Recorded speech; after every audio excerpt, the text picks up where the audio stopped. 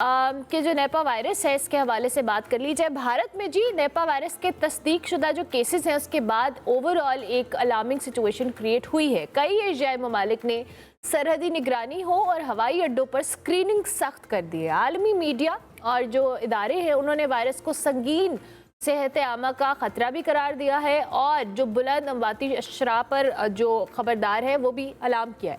माहिरीन के मुताबिक जी गैर मौसर निगरानी के बायस वबा का फैलाव हो, इंटरनेशनल एक्टिविटीज़ पर जो मनफी असरात पड़ने का भी खदशा है। पाकिस्तान में भी जी वफाकी वजारत सेहत ने भारत में जो नेपा वायरस है उस पर फैलाव पर जो कह ले वार्निंग जारी की है, एडवाइजरी जारी की है। मुल्क भर के जो एयरपोर्ट्स हैं, आपकी जो पोर्ट्स हैं, ज़मीनी सरहदें हैं, इस पर सख्त स्क्रीनिंग की हिदायत कर दी है। पाकिस्तान आने वाले और ट्रांजिट जो पैसेंजर्स हैं उनके 100% स्क्रीनिंग लाजमी उनको करार दी गई है। हुकाम के मुताबिक जी पाकिस्तान में ताहाल नेपा वायरस का कोई तस्दीक शुदा केस रिपोर्ट नहीं हुआ। मुश्तबा जो अलामात है उस पर मुसाफिरों को फौरी तौर पर आइसोलेट करने की हिदायत भी जारी की गई है। वॉशिंगटन पोस्ट के मुताबिक WHO ने नेपा को जो के लिए प्रायोरिटाइज किया है ख़तरनाक वायरस करार देकर और फौरी रिसर्च पर जोर दिया है। माहिरीन सेहत के मुताबिक इस वायरस की मौजूदगी में T20 वर्ल्ड कप का आगाज़ भी मुख्तलिफ ममालिक के खिलाड़ियों की ज़िंदगी ख़तरे में डालने के मुतरादिफ है, क्योंकि हम सब जानते हैं इंडिया होस्ट करने वाला है जी T20 वर्ल्ड कप और भारत में नेपा वायरस की निगरानी का निज़ाम खासा गैर मौसर है और दही और सरहदी इलाकों में भी बिल्कुल नाकारा कह लें वही है। इस मोहलिक वायरस से कैसे बचा जा सकता है इस पर बात करेंगे, चूँकि पाकिस्तान में अल्हम्दुलिल्लाह अभी तक कोई तस्दीक शुदा केस नहीं है। अगर हमारी स्क्रीनिंग और सारी चीज़ें रहती हैं तो अल्लाह न करे ऐसा कोई वायरस हम इसको सफ़र करें। डॉक्टर नसीम सलाउद्दीन हमारे साथ मौजूद है, उनको हम खुश आमदीद करेंगे। Thank you very much doctor साहिबा, बहुत शुक्रिया आपके वक्त का। डॉक्टर साहिबा, आई बिलीव कि हम ना कोविड के बाद से इतना डर गए हैं कि जब भी कोई ऐसे वायरस की इंटरनेशनली भी खबर आती है तो हम थोड़े विजिलेंट हो जाते हैं या हमारे लिए बड़ी टेंशन की बात होती है। थोड़ा सा हमें इस नेपा वायरस के हवाले से आप प्लीज़ एक्सप्लेन कीजिएगा, कितना ख़तरनाक है और इसको हम अवॉइड करने के लिए क्या कर सकते हैं? देखिए, सबसे पहले समझने की बात ये है कि हमारे यहाँ जो इन्फेक्शियस डिजीज़ेज़ 60% जानवरों के ज़रिए होती हैं। मिसाल के तौर पे छोटे जानवर चूहा, बिल्ली, कुत्ता, गाय, भैंस ये और मच्छर सो ऑन एंड ऑन। लेकिन ये निपा वायरस ये भी ज़ूनोटिक डिज़ीज़ है, यानी कि जानवर के ज़रिए होती है। और ये मलेशिया, थाईलैंड वग़ैरह में कुछ केसेस निकले और इंडिया में भी निकले जहाँ पर ये वायरस रहता है सूअर में और फ्रूट बैट में। फ्रूट बैट को कहते हैं इंडियन फ्लाइंग फॉक्स। तो हमारे यहाँ ये इंडियन फ्लाइंग फॉक्स या फ्रूट बैट काफ़ी है।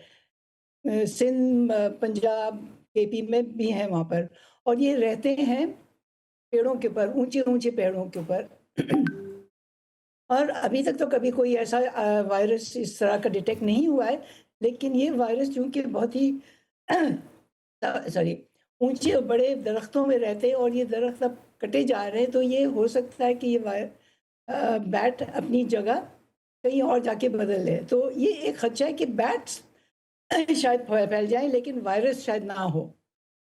दूसरी बात ये है कि यही फ्रूट बैट ये ऐसे पेड़ों पे रहता है जिसमें फल हो, और ख़ास तौर पे पाम ट्रीज़ जैसे जिसमें खजूर और नारियल के दरख्त ऊंचे-ऊंचे होते हैं, उनकी शाखों पे जाकर ये अपना बसर करते हैं। और आपको पता है कि चमगादड़ बैट्स वो रात को निकलते हैं और दिन भर वहाँ पे लटके पेड़ों के ऊपर लटके रहते हैं।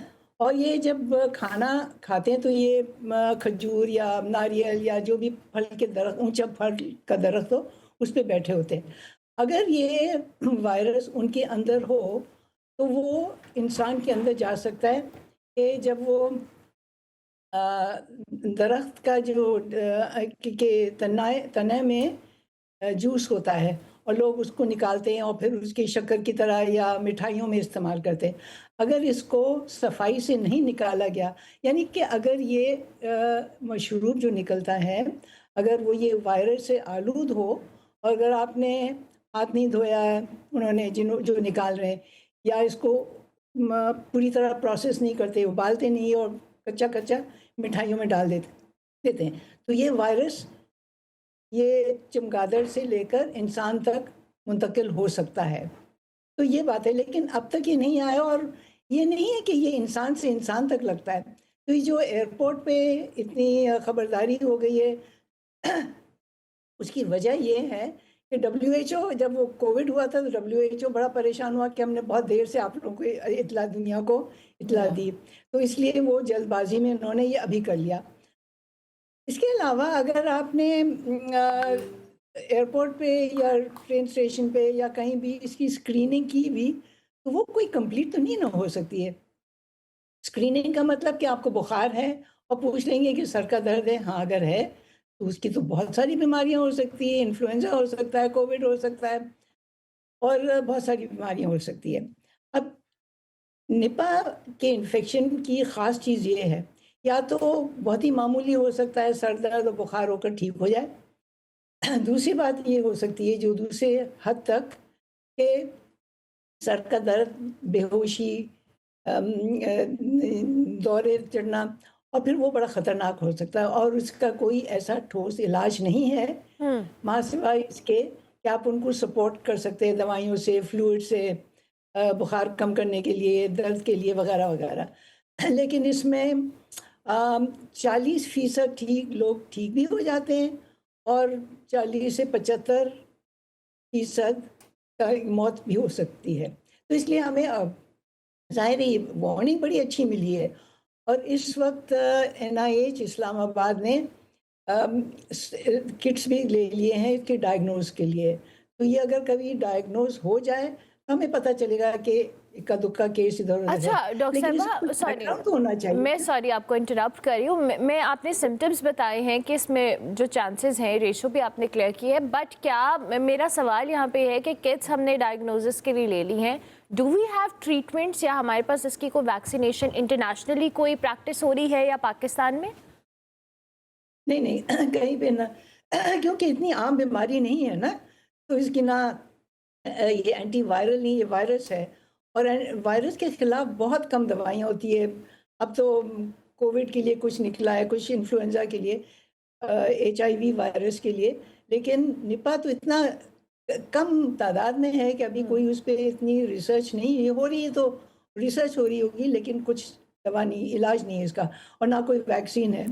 हाँ, अगर ये बीमारी बढ़ती जाए तो फिर फार्मास्यूटिकल ज़रूर कुछ उस पे तवज्जो करके और कुछ निकालेंगे, लेकिन इस वक्त ऐसी कोई बात नहीं है। इसके अलावा ये भी याद रखें कि ये जो हम कहते हैं कि दिमाग का वरम हो जाता है, जो जिससे की वजह से सर दर्द और बेहोशी होती है, इसे हम कहते हैं एन्सेफेलाइटिस। और निपा तो सिर्फ एक वजह है एन्सेफेलाइटिस का। यहाँ पे पाकिस्तान में और दुनिया भर में बहुत सारे वजूहात हैं एन्सेफेलाइटिस के। मिसाल के तौर पे जापानीज़ एन्सेफेलाइटिस है, इक्वाइन एन्सेफेलाइटिस है, हर्पीज़ एन्सेफेलाइटिस और बहुत सारे वायरसेस करते हैं। कुछ ठीक भी हो जाते हैं और कुछ जानलेवा भी होते हैं और निपा तो सिर्फ उनमें से एक वायरस है जो यही अलामत करता है। और अगर ये एक से ज़्यादा मतलब मुल्क में अगर डायग्नोज हो जाए तो ज़रूर हमें शक होगा कि और भी हैं। इसलिए एनआईएच ने बड़ा अच्छा किया कि इसके डायग्नोसिस के लिए अभी उन्होंने सामान पीसीआर का ख़रीद लिया हुआ है, ले लिया हुआ है और जो अगर इस अलामत के साथ कोई पेशेंट अस्पताल में आए तो उसका ये टेस्टिंग हो सकती है और डायग्नोसिस हो।